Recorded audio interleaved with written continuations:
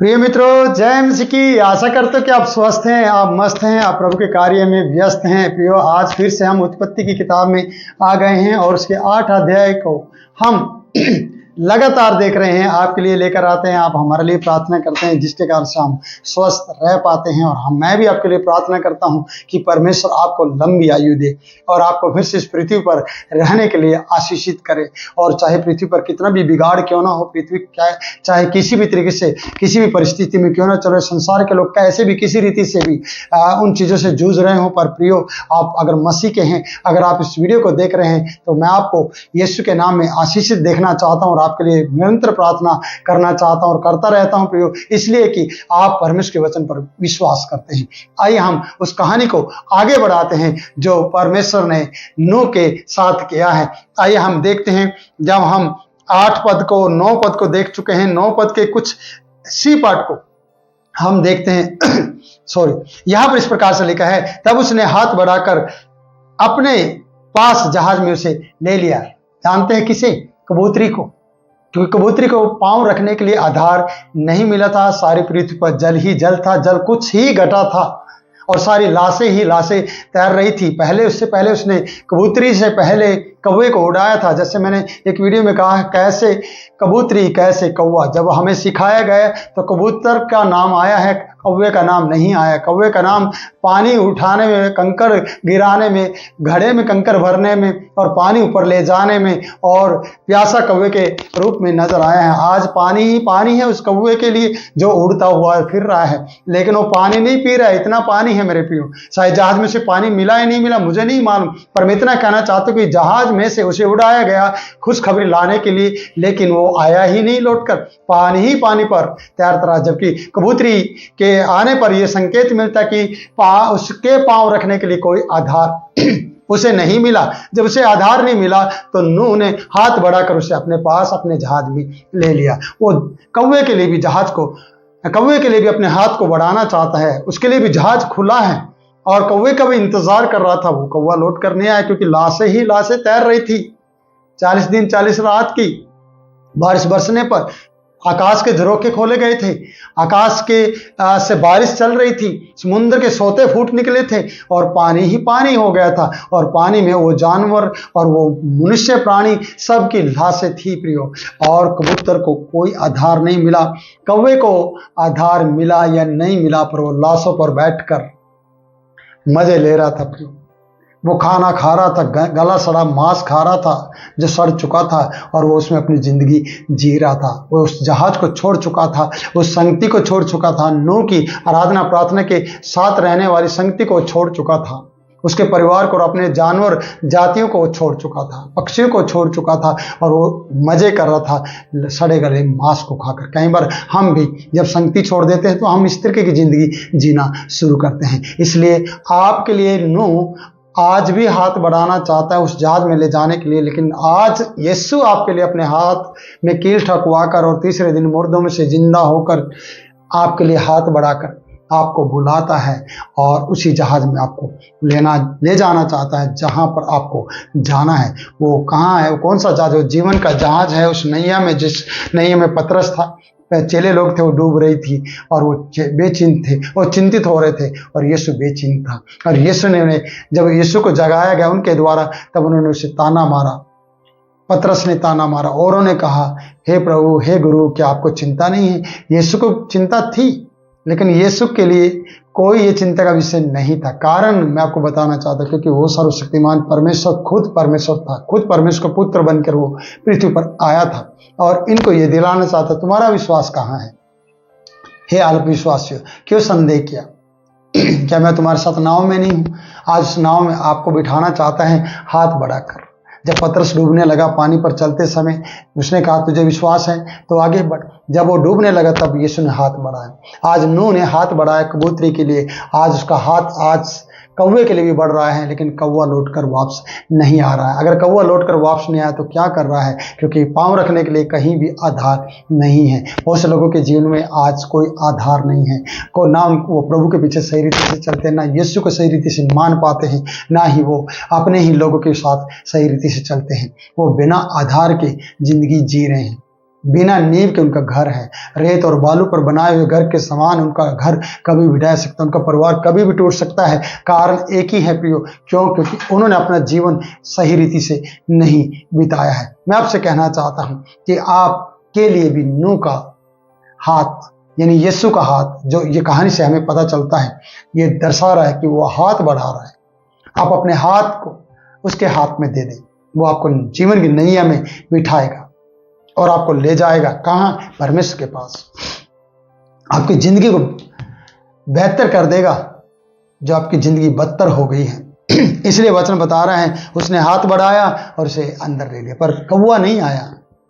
कौवा खा रहा है, मौज मस्ती कर रहा है। आज कितने कौवे कलीसियाओं से चले गए हैं प्रियो, जिनको आशीष मिल रही थी, लेकिन आज वो गला सड़ा मांस खा रहे हैं। ये दुख की बात है। आगे बढ़ते हैं प्रियो, 10वें पद में आते हैं, और तब और 7 दिन तक ठहर कर उसने उसी कबूतरी को फिर से उड़ा दिया।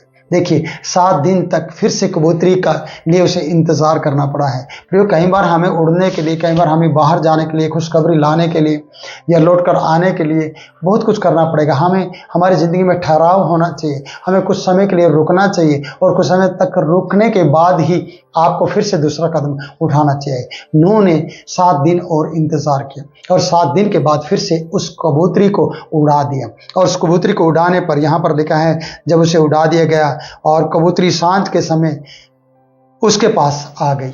सांझ के समय फिर से कबूतरी लौट आई। पहले भी कबूतरी लौट कर आई थी क्योंकि उसे आधार नहीं मिला था। अब कबूतरी फिर से सांझ के समय लौट कर आई, तो क्या देखा कि उसकी चोंच में जैतून का एक नया पत्ता है, जो इस बात को दर्शाता है कि आशीषित है जलपाई का वो पौधा है।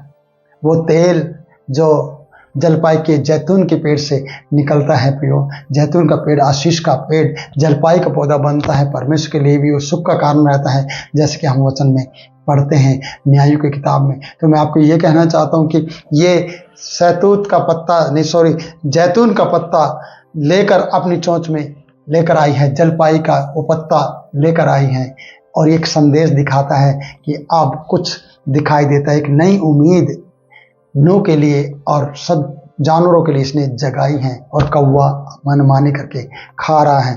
आज हम कौवे की तरह जी सकते हैं, पर प्रियो हम सड़ा गला मांस ही खा सकते हैं। पर हम अगर कबूतर की तरह एक पवित्रता के साथ एक कबूतरी की तरह जी सकते तो अपने स्वामी के लिए एक संदेश ला सकते हैं। संदेश क्या था? उसकी चोंच में एक जैतून का पत्ता था। इस से नूह ने जान लिया कि जल पृथ्वी से घट गया है। यह है कबूतरी का काम, यह है पवित्र पक्षी का काम, जो परमेश्वर को, पवित्र आत्मा को दर्शाता है।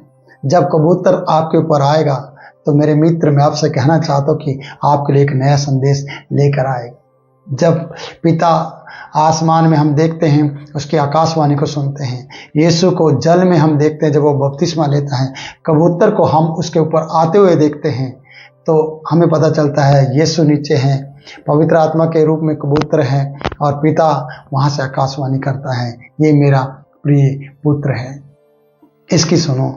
आज हमें यीशु की सुनने की जरूरत है। आज हमें वचन की मानने की जरूरत है। आज हमें ये वीडियो देखते हुए अपने जीवन को सही तरीके से एक संदेश देने वाला, शुभ समाचार देने वाला, खुशखबरी देने वाला व्यक्ति बनने की जरूरत है। इसलिए वो वापस लौट आई है एक संदेश के साथ, जैतून के पत्ते के साथ, और इससे उसके स्वामी ने जान लिया, उस अगुवे ने जान लिया कि पृथ्वी पर से जल सूख गया है या घट गया है।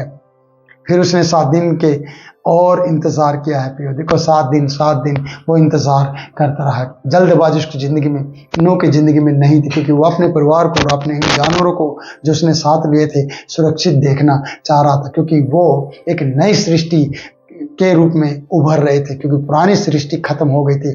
आज आप यीशु में एक नई सृष्टि हो, और नई सृष्टि को नया दिखाना होता है। प्रतिदिन, हर दिन नया दिखना होता है, अपने अंदर यीशु को दिखाना होता है प्रियो। अगर आप चाहते हैं कि मैं नई सृष्टि हूँ, अगर आप ये गीत भी गाते हैं, आप कहते भी हैं मैं नई सृष्टि हूँ, क्या है आपके अंदर नया, आपको खुद चेक करने की जरूरत है। इसलिए वचन यहाँ पर बता रहा है कि फिर उसने 7 दिन और ठहर कर उसी कबूतरी को उड़ा दिया, और वह उसके पास फिर कभी लौट कर नहीं आई, क्योंकि अब उसे आधार मिल गया था।